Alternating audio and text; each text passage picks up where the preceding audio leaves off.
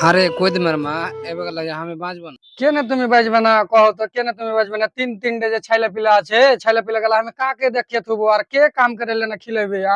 এত গেলা যে আছে, তুমি কে এগুলা কথা কইছো উল্টা পাল্টা? এখানে কেন তুমি মরবে?